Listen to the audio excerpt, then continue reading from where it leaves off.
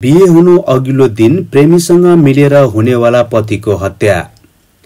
मध्य प्रदेश इन्दौरका राजा रघुवंशी हनीमुनका क्रममा पत्नीबाट मारिएको घटना भारतमा चर्चाको विषय बनिरहेको बेला त्यस्तै प्रकृतिको झन खतरनाक घटना अर्को एउटा सार्वजनिक भएको छ।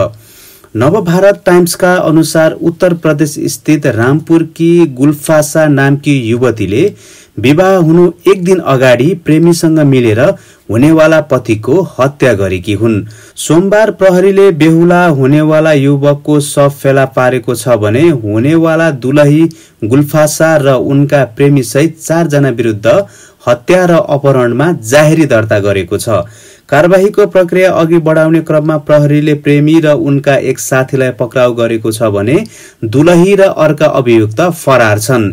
गुल्फासासँग बिहे गर्न ठिक्क परेको रामपुर जिल्लाका गञ्ज प्रहरी चौकी क्षेत्रका मोहल्ला टोला स्थित फकिरोन वाला फाटकाका निवासी 35 वर्षीय नेहालको हत्या गरिएको हो।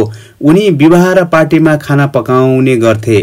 भोट प्रहरी चौकी क्षेत्रको धनुपुरा गाउँकी गुल्फासासँग बिहे गर्न उनी यही जुन 15 तारिक जन्ती लिएर जाने तयारीमा थिए।